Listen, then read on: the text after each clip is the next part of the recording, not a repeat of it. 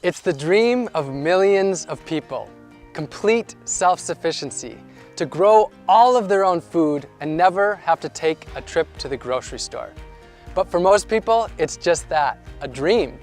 The ease of our current global industrial food system is just that, too easy, too convenient, too time-saving, and too alluring. I've been exploring food for nearly a decade, and since the beginning, I've had the burning question: could I step outside of the big ag system? Could I go without grocery stores and restaurants? Nothing packaged or processed, nothing shipped from a far-off place. Could I grow and forage 100% of my food, everything that I ate for an entire year? That's exactly the journey and the quest that I decided to set out on, and now I'm here to share the story with you. But one big thing: I had very little experience with growing my own food. When I lived in San Diego, I did have a few raised beds where I grew some greens, tomatoes, and herbs. But as a traveler for the last 7 or so years, I had never really settled in one place long enough to grow my own food. So in order to do this, I would have to settle in one place. And that place that I chose is Orlando, Florida, where I'm sitting right now. Besides being really fresh to growing my own food, I was also fresh to the scene here in Orlando and Florida. And I was giving myself just 2 years here before hitting the road again. So I had to get planting as soon as I landed here. But I didn't have a garden, I didn't own any land, and I had almost no experience with foraging in the state of Florida. I chose Florida so that I could grow food year-round. And I chose Orlando because I had passed through here a few times and met a great community of permaculturists and people who grow their own food. And specifically, I chose the community of Audubon Park because that's where Orlando Permaculture and my friends at Fleet Farming were based, and there was already a movement here of turning front yards into gardens, so I would have the support I needed in order to do it here. I quickly got to work meeting people in my neighborhood and proposing the idea to them of turning their front lawns into gardens. It really wasn't hard to find takers because it was a pretty sweet deal. Their boring lawn would be turned into a garden, I'd do almost all of the work, cover the costs, and they could eat all the food they liked right from their front yard. In fact, I quickly had a list of lawns longer than I could handle. The transformation was amazingly quick, and within just a few months, I was growing more food than I could eat myself and sharing it with friends in the neighborhood. I ended up creating 6 small plots, all within easy cycling distance of each other. I was just figuring out what I was doing the whole time. I went to local meetups like Orlando Permaculture, volunteered in the garden with Fleet Farming, visited farms and gardens and nurseries, took foraging classes with local foragers like Green Dean, read books by local growers, and watched videos online and more. For a place to live, I built a simple tiny house homestead in the backyard of a community member that I met. And in exchange for using their space, I turned their monoculture of grass into an at-home supermarket. Starting from scratch, it took me 10 months to be comfortable and ready to begin my year. November 11th, 2018 would be my first day. It was now time to eat 100% from my gardens and food that I would forage. Now, when I say 100%, I truly mean it.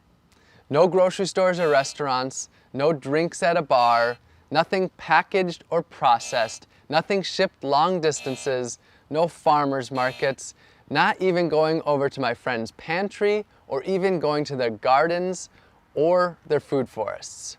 Why not share food from my friends' gardens? Because I wanted to truly immerse in my food.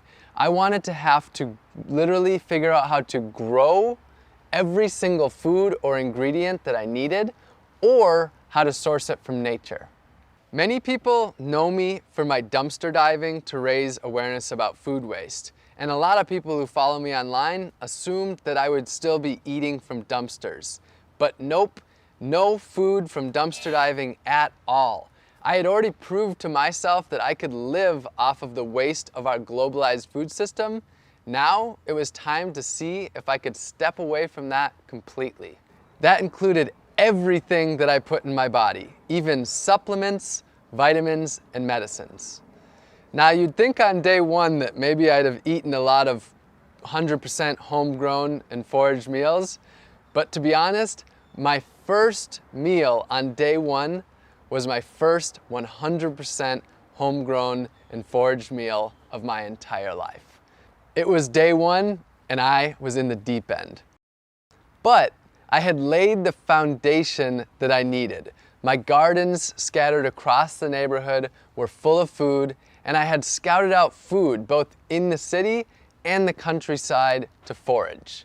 My supermarket was on nearly every street I could walk down, and the shelves were stocked. Over the last 365 days, I grew and harvested over 100 different foods from my gardens and foraged over 200 different foods from nature. That's a new species for almost every single day of the year. I grew a dozen different greens packed with nutrients: moringa, katuk, chaya, purslane, collards, kale, and perennial spinaches, just to name a few.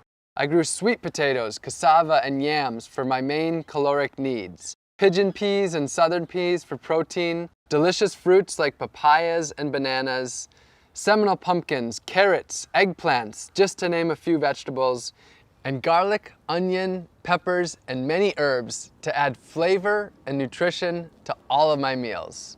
And I raised bees for honey to satisfy my sweet tooth, which, believe me, I do have quite the sweet tooth. All of the bees that I stewarded were rescued with my friend Dennis the Bee Guy from locations where people didn't want them living, such as in the side of their homes.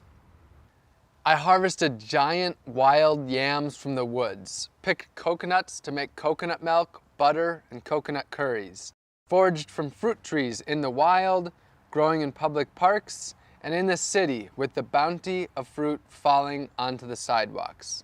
And of course, wild bananas too. I caught fish from the oceans, lakes, and rivers, and even harvested deer that had been hit by cars during my visit to Wisconsin. I harvested over 20 species of mushrooms in the woods, picked nutritious plants that people call weeds that they walk by unknowingly or even constantly battle with in their yards and gardens. My caffeine came from the native Yaupon holly tree that I made a tea from, and I even harvested my own sea salt from the ocean by collecting the water, boiling it down in a pot until I was left with just the sea salt for my meals. I grew and foraged all of my own medicine and vitamins too. I grew fresh turmeric and ginger in my gardens, foraged elderberries from the wild.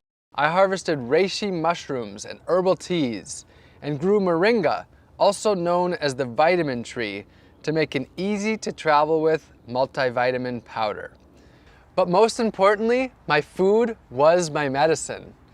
It's a different way of thinking for most people, but even the weeds that grow just outside of our doorstep are some of the most nutritionally and medicinally dense plants on earth. For the last year, nature has been my garden, my pantry, and my pharmacy. With the seasons, my foods varied greatly. I cooked up dozens of different healthy meals, fermented foods like sauerkraut with my homegrown cabbage and herbs, and fermented delicious beverages like honey wine and ginger beer, and whipped up delicious desserts and ate the healthiest food of my entire life.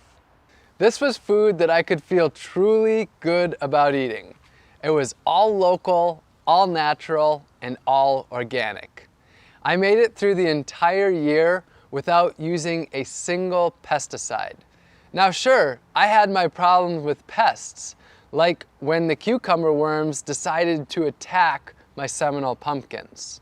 But when I was growing over 100 different foods, if the pests were attacking 4 or 5 of them, I still had 95 other foods that I could eat. Just as importantly though, I chose to grow the plants that thrive in this environment.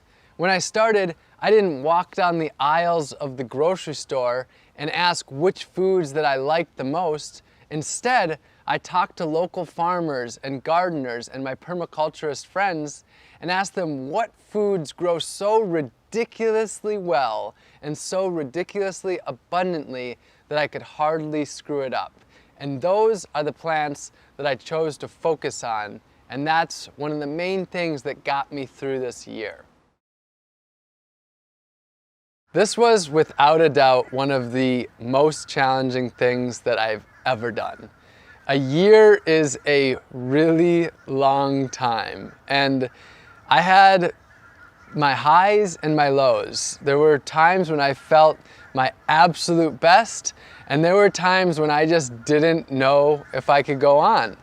Generally, I did get enough food. My weight stayed the same about the entire time, so I did have enough calories, but there were times when I felt like I was really deficient, mostly in fat and protein. Those were the times when I found it really hard to want to keep going. And there was the social aspect. I was on my own a lot of the times, not able to join other people for their meals, and sort of isolated, not being able to go to restaurants or eat with friends and family. Overall, with all the ups and downs, the year went about as well as I could have possibly hoped. I maintained my body weight throughout the year, and I never got sick once. And I really attribute that to my food being my medicine. I think that nature is able to provide for our basic needs, and I trusted Earth. I trusted nature. Now, I want to say though, that this project, it wasn't really about my health. It wasn't about a diet. And I don't believe that this is the diet for 7 billion people. I don't actually think there is one diet for the 7 billion people. I think we live on a diverse world where we have diverse cultures and people need to do things in a very different way. So I'm not trying to represent a diet for everyone or anything like that. This was just my own personal quest to see if I could step away from Big Ag, step away from what I see as a broken food system, and instead grow and forage 100% of my own food for an entire year. This project wasn't just about growing and foraging all of my own food though. It was about empowering others to grow their own food, to take back power from Big Ag, and ultimately to take back their health and grow their communities. So during this time, I started a few community initiatives. We built 15 gardens for the people, planted over 200 community fruit trees, and sent out over 5,000 free seed packs to help others grow their own organic, healthy food. And I taught dozens of free gardening classes in my gardens to the people in my community. I'll be honest though, I do have an agenda. I want you to question your food.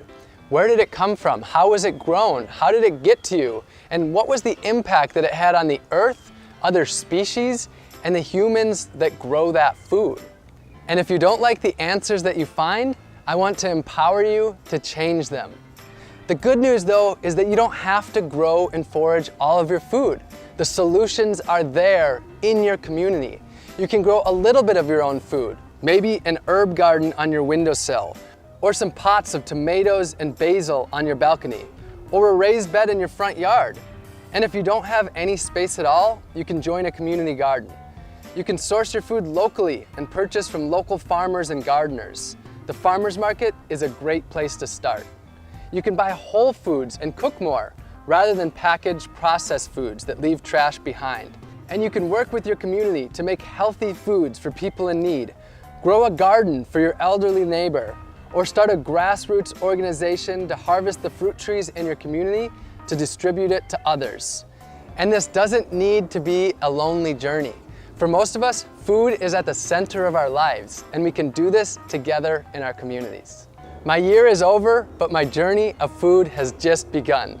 A book is in the works, and 100% of my proceeds will be donated to organizations working on the food solutions. And I'll be here online sharing inspiration and education on how you can get involved in gaining food freedom.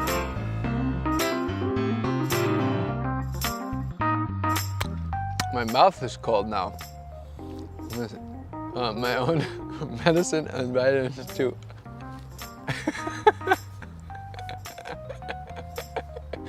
All right, make note of that.